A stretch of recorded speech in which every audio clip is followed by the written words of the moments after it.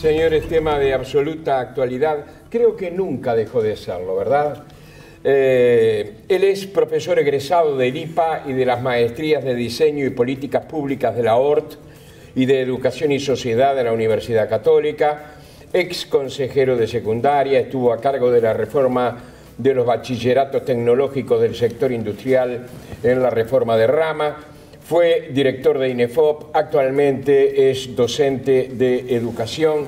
Son algunas de las cosas que podemos decir del profesor Martín Pasturino. Hay otras actividades que por supuesto las obviamos porque si no sería muy largo. ¿Qué tal, profesor? ¿Cómo le va? Buenas noches. Buenas noches. Gracias por venir. Pasturino, si le parece, para aterrizar el tema, arranco con esta pregunta, y es si estamos partiendo de un diagnóstico acertado para encarar una transformación educativa. Y para eso, para graficarlo, digo, bueno, por ejemplo, se decía que tenemos que mejorar los egresos, bajar la deserción en la educación media, mejorar los resultados de las pruebas internacionales y sobre todo revertir la inequidad que existe entre diferentes quintiles en materia educativa. ¿El diagnóstico es el acertado para encarar esta reforma? En realidad hay dos diagnósticos, ¿no? Y ese es uno de los problemas. Uno, el diagnóstico técnico, que básicamente es ese. El diagnóstico técnico parte de la base de que también se hicieron avances en los últimos años. Y para tomar dos ejemplos claros de diagnóstico de tipo técnico, uno es de EDUI 21, que es bastante conocido. Ese deja claro de que se hicieron avances importantes en los últimos años y reconoce, poniendo cifras, qué es lo que ha sucedido en los últimos 20 años, por ejemplo. El otro caso de diagnóstico técnico lo tiene el propio acuerdo firmado por la ANEP el año pasado con el Banco Mundial, donde dice también acerca de los avances que ha existido, que solo para poner un ejemplo, en egreso de ciclo básico, que fue el tema top, digamos, en la discusión esta, se pasó de un 27,8% a un 43,1%. Quiere decir que efectivamente hubo mayor cantidad de egresos. ¿Eso es poco? Sí, es poco, sin lugar a dudas. Si comparamos con otros países de la región, vemos que estamos a la cola en lo que es el egreso de bachillerato. No obstante, hay que mirar con detalle lo que es el egreso de bachillerato en otros países, por ejemplo en Nicaragua, Haití, Honduras, el propio Colombia, que el bachillerato no se llega al 12º año, sino que se llega al año 11, tiene un año menos, y además también tiene inequidades hacia abajo. Cuando hablamos de que estamos junto con Nicaragua, Honduras, etcétera, lo que no se está diciendo es que esos países tienen un 35, un 40% de gente con primaria o menos que primaria. O sea, hay un tema de diagnóstico técnico que básicamente hay un consenso generalizado. Ahora, hay un segundo diagnóstico que es el que complica toda la reforma. ¿Cuál es el segundo diagnóstico? El diagnóstico político. Es decir, que se sale públicamente a decir que no se hizo nada, que hace 40 años que no hay modificaciones, y eso efectivamente no es así como lo dicen los diagnósticos técnicos. En función de eso, esta propuesta pública que aparece continuamente en actores políticos diciendo que no se hizo nada, lo que hace es empezar a generar una especie de grieta, y en función de eso se empieza a restringirse la posibilidad de acuerdos interpartidarios y acuerdos amplios, como lo enseña toda la literatura acerca de los cambios educativos. Un cambio educativo en una situación de confrontación política efectivamente no es posible. Y eso pasa con los sindicatos, pasa con la oposición, pasa con todo lo que se lleva adelante con la propuesta pública al decir que no se hizo nada. ¿Pero era necesario o no era necesario una reforma, una transformación, como se le llame? Sí, era tan necesario que veníamos de una situación bastante compleja, que fue la reforma Rama, en la cual participé en la parte de bachilleratos tecnológicos, pero en la parte de secundaria esa reforma llegó en el año 2005, llegó a un 60% de la matrícula. es decir, no llegó a desarrollarse totalmente. Y ese problema se veía en los centros educativos, donde habían enfrentamiento entre docentes, entre actores, de gente que estaba a favor de la reforma Rama y gente en contra de la reforma Rama. Sí. Eso hubo que desatar ese nudo y fue la famosa reformulación 2006, que en esa época, en el año 2006, lo que se hizo en secundaria fue basarse en esa situación de contexto y hacer una reformulación, no un cambio radical. Esa reformulación, de hecho, es más fuerte de lo que se está proponiendo ahora en términos curriculares. En términos curriculares, efectivamente es más fuerte. ¿Por qué es más fuerte? Porque hubo más cantidad de horas, se pasó de 850 aproximadamente 1100, hubo nuevas asignaturas, se hizo de primero a sexto del liceo y fue la posibilidad de seguir avanzando. Ahora, hay otras cosas que fueron quedando de lado, entre ellos el tema de el flujo matricular, la desvinculación de los alumnos, que también se fue avanzando. De hecho, en los periodos anteriores se llegó a la universalización del ciclo básico, cosa que no se había llegado.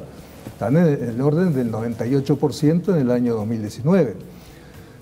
También se avanzó, como dije, en egreso de bachillerato, según CEPAL, del 27,7 al 43 y pico. Quiere decir que hubo avance. Eso todavía es insatisfactorio. ¿Qué se pensó? Se pensó hacer una reformulación como se está haciendo en distintos países, una reforma, como fue el caso de, bueno, Finlandia lo hablamos, Brasil, como fue para algunos cercanos, ¿no? Como lo hicieron distintos países que ingresaron en esto, que son los marcos curriculares y que es la educación por competencia. ¿Por qué esas dos cosas? Bueno, los marcos curriculares básicamente en aquellos países que tenían una estructura de centros educativos muy descentralizada, tenían que llegar a unificar los currículums. Lo empezó Inglaterra con Tony Blair, hizo una reforma y avanzó en este sentido, y los países ahora están entrando tratando de uniformizar el currículo en esos países que son muy descentralizados. El caso de Brasil, que tiene 3 niveles de administración, el nivel federal, el nivel estadual y el nivel municipal, necesitaban eso. Y comenzó en el caso de Brasil en los años 90 en la época de Fernando Henrique Cardoso, con Paulo Renato de Sousa, dos sociólogos de nota, comenzaron una reforma que era la Ley de Directrices Básicas. Después siguió Dilma Rousseff con Aloisio Mercadante, que es el actual director de programa de Lula, que profundizó esa reforma. Ahí vemos continuidad, cosa que acá no se ve, y esa reforma la hicieron en formato de competencias y además en lo que es el marco curricular. Profesor, perdón, Sí. pero ¿sabe qué temo? Que de pronto la audiencia se haya perdido en una serie de cosas que están muy bien apuntarlas, pero que creo que la audiencia de pronto está preguntándose en cuanto a calidad. La educación uruguaya necesitaba un cambio, necesitaba una transformación. ¿Por qué se insiste y por qué hay indicadores que señalan que la educación en nuestro país había entrado en una cierta decadencia, digamos? De repente no es la palabra Sí. adecuada. Primero, lo que dice en cuanto a calidad de resultados son las pruebas internacionales. En las pruebas internacionales, tanto de primaria como de media, las pruebas PISA, las famosas pruebas PISA, en estas Uruguay está en primero o en segundo lugar en América Latina. Con una cosa súper importante, la primera prueba, que fue en el 2003, Uruguay tenía un 25% y pico de jóvenes que estaban fuera del sistema educativo. Y ahora, en la última, 2018, se llegó al 91%. Quiere decir que se avanzó muchísimo en penetración del sistema. En cuanto a los resultados, estamos junto con Chile en matemáticas, ciencias, lengua. En general, En la región estamos bien.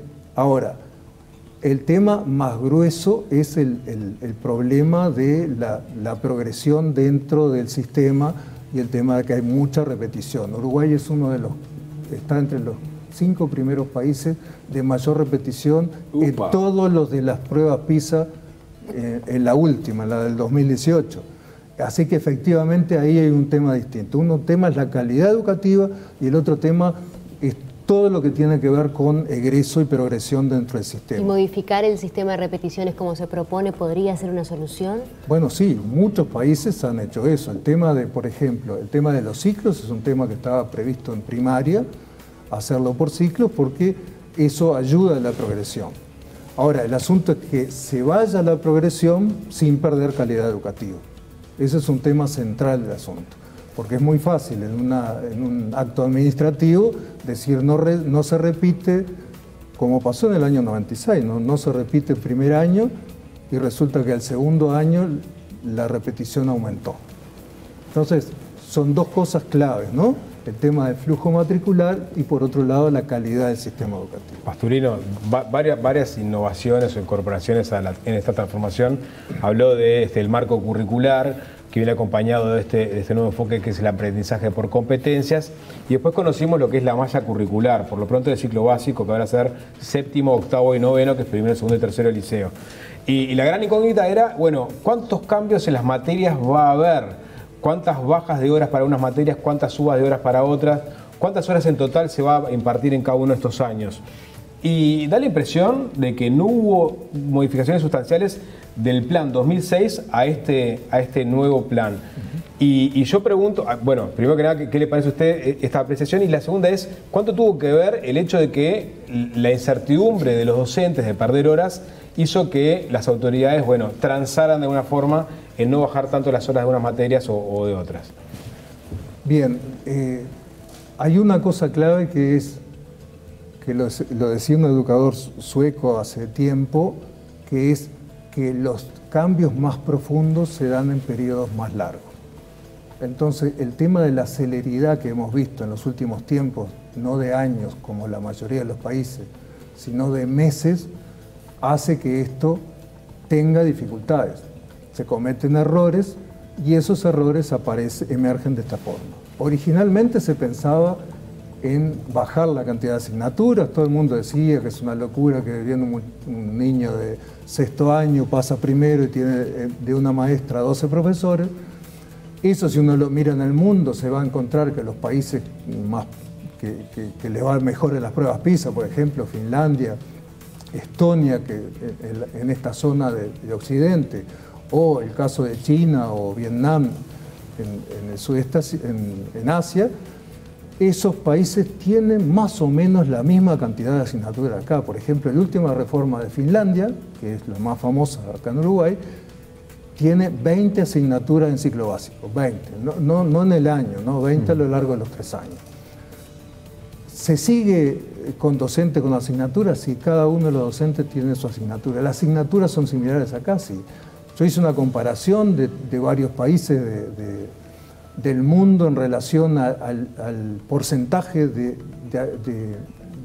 contenidos por distintos sectores del conocimiento, y son más o menos lo mismo. Quiere decir, si uno mira los trabajos de la OCDE acerca de cuánto hay de matemática, de lengua, de física, de biología, de química, se va a encontrar con más o menos lo mismo. Así que la gran revolución que se pensaba en eliminar asignaturas, hay un solo ejemplo que se está haciendo ahora en España, que es el proyecto Horizonte 2020 de los jesuitas, que tienen 16 liceos en Cataluña, que eliminaron las asignaturas y trabajan por proyectos, 60 alumnos con 3 profesores a la vez.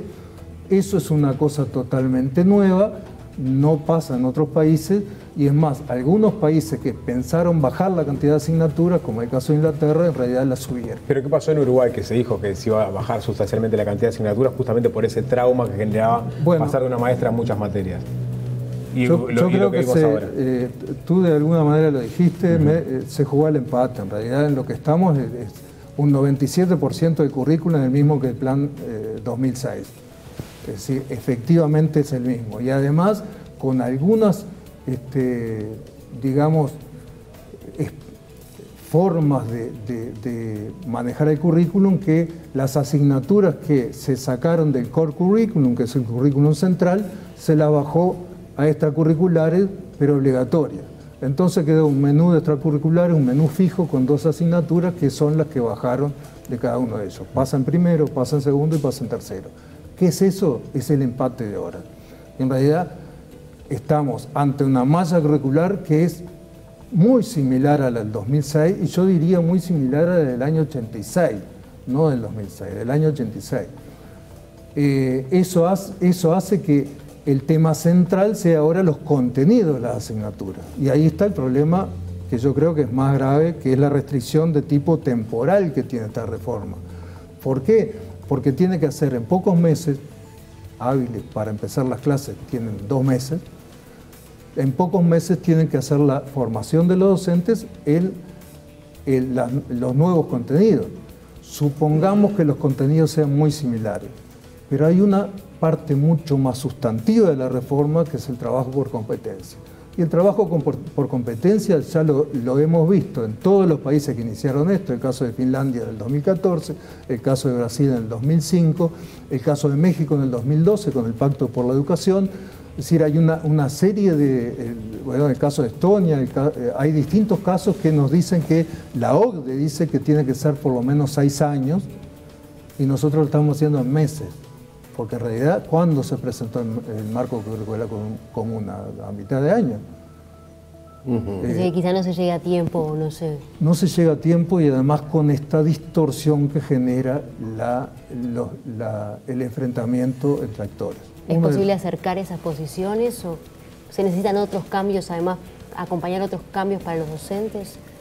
El primer cambio necesario para un proceso de esta reforma sería extenderla en el tiempo.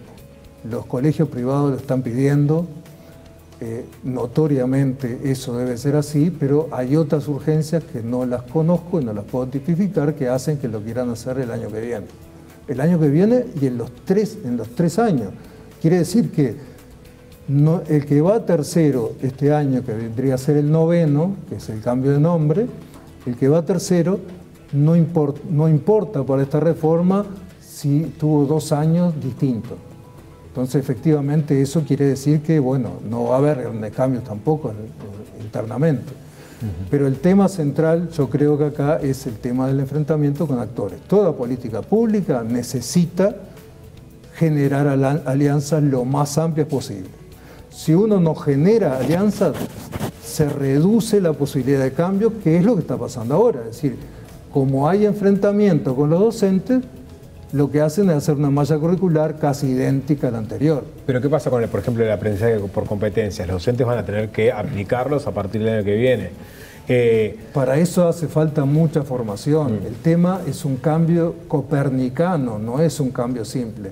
Si yo les planteo que Finlandia empezó en el 2014 y todavía tiene problemas, tantos problemas que hubo a principio de año una huelga de profesores porque decía que aumentaba la cantidad de burocracia para llevar adelante la reforma. Es decir, los cambios en los sistemas educativos son cambios bastante complejos, y los países que hacen los cambios más fuertes son cuando hay procesos de cambio del país fuertes, políticos, económicos, sociales.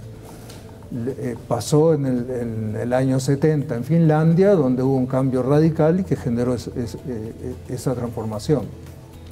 Los cambios que se dan cuando no existen esas transformaciones sociales, políticas y económicas son cambios que son graduales y hay que hacerlo con el tiempo. Perdón, la última, ¿no? Y Sí. cuando escucha a gremios como FENAPES, ¿no? Sindicatos como FENAPES criticando, por ejemplo, el aprendizaje por competencia, diciendo que han fracasado en otras partes y que esta reforma en realidad viene dictaminada por el Banco Mundial y eso lo ven de forma, digamos, negativa, peyorativa.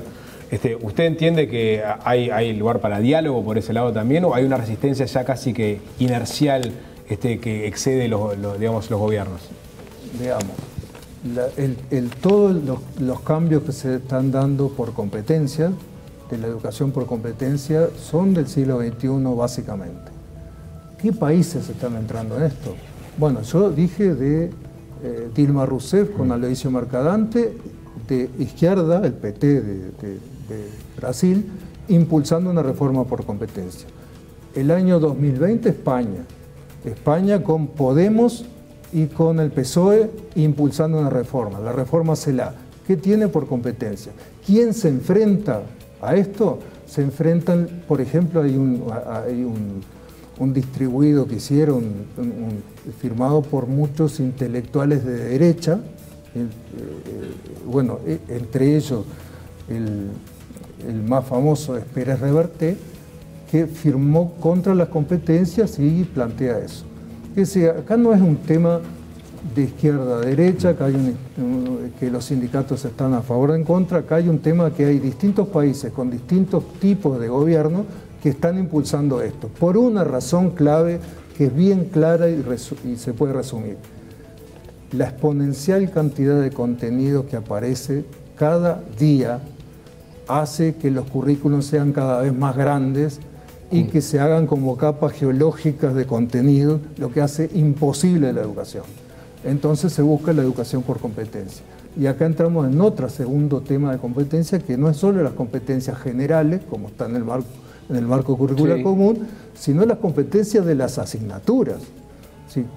Por ejemplo, el caso de matemática, historia, biología, internamente tiene que tener contenidos conceptuales, contenidos que tienen que ser los procedimentales, cómo se hacen los procedimientos, y los actitudinales que tienen que ver con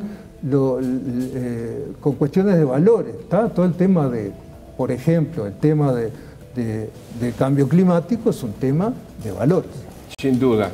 Profesor Martín Pasturino, esto comenzará el año próximo y terminará en el año 2025. Creo que vamos a tener ocasión de volverlo a convocar para ver cómo se desarrolla todo esto, que todavía tiene sus indefiniciones, como usted señalaba, ¿verdad? Muy bien, muchísimas gracias. No, gracias a usted por estar con nosotros. Nos vamos, se nos terminó el tiempo, nos hemos quedado sin nada de tiempo. Nos encontramos pasado mañana. El jueves acá. Ahí está.